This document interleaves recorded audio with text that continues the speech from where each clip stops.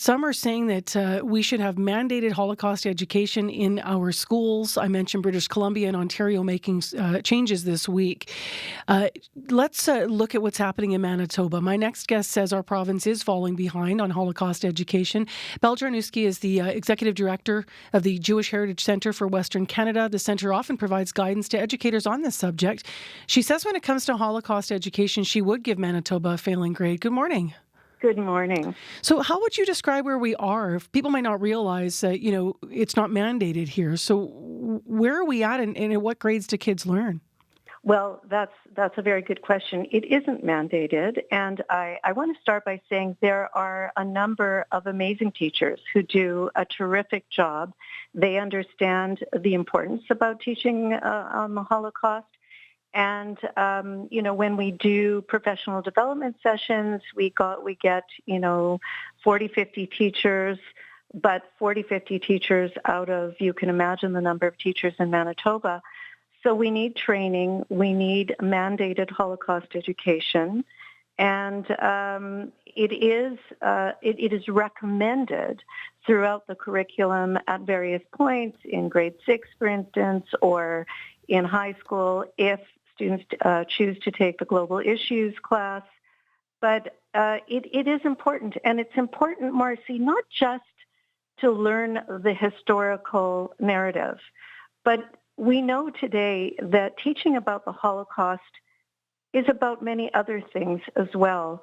It's about learning to recognize the early warning signs that can indicate the potential for mass atrocity.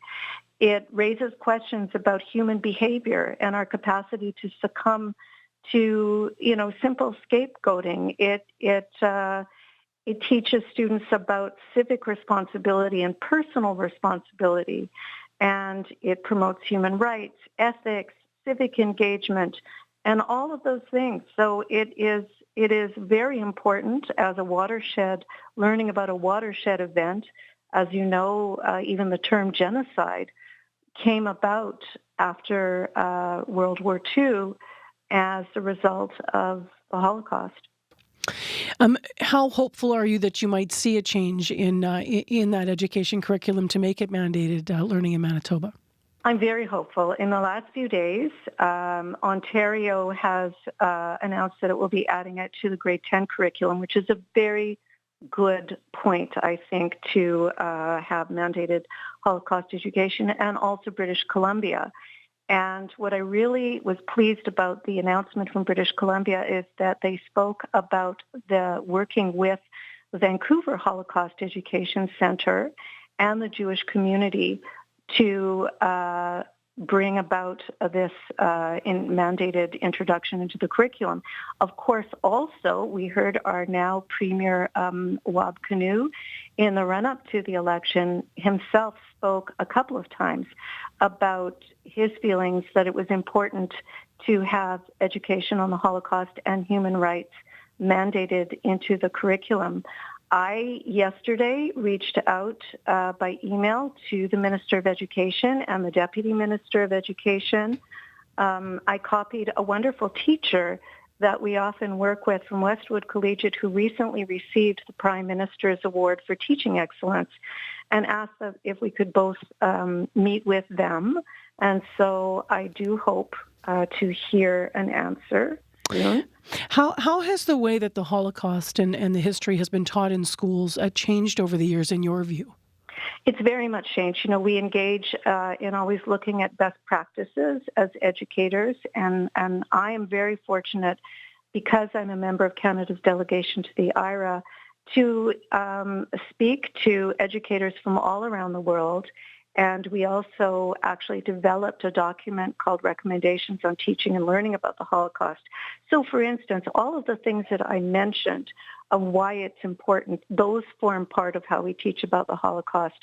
But on another side, for instance, 20, 30, 40 years ago when it was taught, we included those very difficult graphic images of the horror of, naked bodies who were murdered in pits.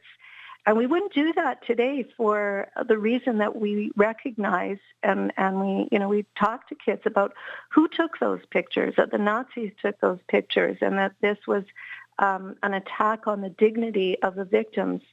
So, and we also don't want to, even with these difficult subjects, we have to be careful about trauma and re-traumatizing children who come from their own difficult backgrounds, refugees from trauma in other countries. What is the link in your view? How do you describe the link between anti-Semitism and a lack of education on the Holocaust? Oh, there's no doubt. I mean, without anti-Semitism, there couldn't have been a Holocaust. The Nazis could not have perpetrated the murder of 6 million without the collaboration of locals in the various different countries.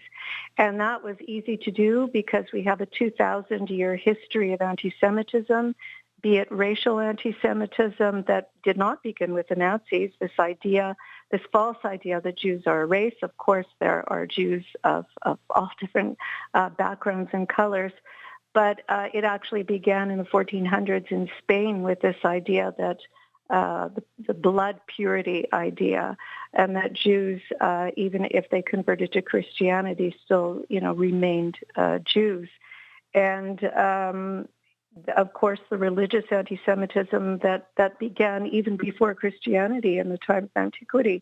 And all of those things made it easy to convince people that it was okay that Jews were different and that they could be, that it was okay to kill them.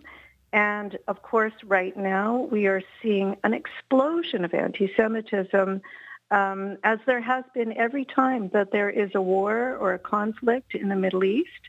We feel the pushback here, the attacks on Jews. I know that you've reported on and heard about the attacks in River Heights on homes, the window, We have, yeah. at least one, and all of that. And Jewish parents are worried about the safety of their children. Adults are worried about their own safety, and some are afraid even to self-identify as Jews. So anti-Semitism is a big part of this, and that's also a part of learning about the Holocaust and the impact. Belle, thank you very much for being with us this morning. We'll follow through and see what develops with if and when you have a conversation with the Minister of Education. And thanks for being with us. Thanks very much, Marcy. Bye-bye. Belle Jarniewski is the Executive Director of the Jewish Heritage Centre of Western Canada. Now, speaking of the Minister, late last night, the Minister of Education did send out a statement to CBC saying it's committed to expanding Holocaust education in Manitoba's curriculum.